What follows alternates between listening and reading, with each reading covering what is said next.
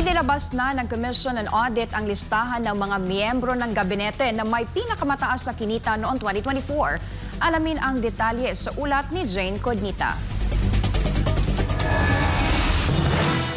Para sa maraming Pilipino, palaisipan kung magkano ba talaga ang sahod ng isang miyembro ng gabinete ng Pangulo. Ngayon sa pinakabagong ulat ng Commission on Audit o COA, inilabas ang listahan ng 10 cabinet officials ni Pangulong Ferdinand Marcos Jr. na may pinakamataas na kabuuang kita, kasama na ang sweldo, allowance at benepisyo. Pinakamataas ang sahod ni Department of Science and Technology Secretary Renato Solidum Jr. na may kabuuang kita na 6.38 million pesos noong 2024. Dahil dito naungusan niya ang iba pang miyembro ng gabinete, kabilang ang mga matataas na opisyal mula sa Justice at Education Department. Noong 2023, si Justice Secretary Jesus Crispin Remulla ang nanguna sa listahan, pero bumaba siya ngayong taon sa ikatlong pwesto na may kinita na 5.28 million pesos.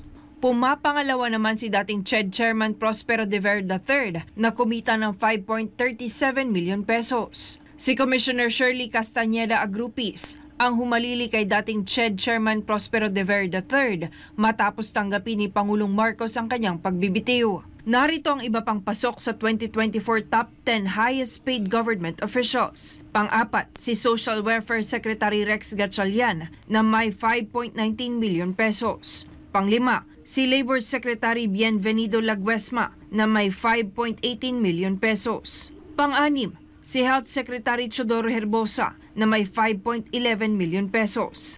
Pampito, si Information Communications Secretary Ivan Uy na may 5.03 million pesos. Pangwalo, si Agrarian Reform Secretary Conrado Estrella III na may 4.99 million pesos. Pangsyam, si Agriculture Secretary Francisco Chu Laurel na may 4.96 million pesos. At ikasampu naman, si Public Works Secretary Manuel Bonoan na may 4.95 million pesos.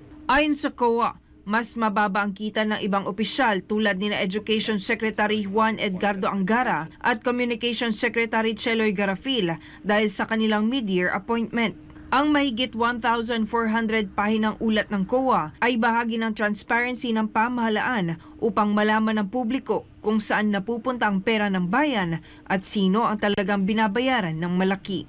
Ito si Jane Codnita, inyong citizen correspondent, nag-uulat para sa Diyos at sa Pilipinas nating mahal.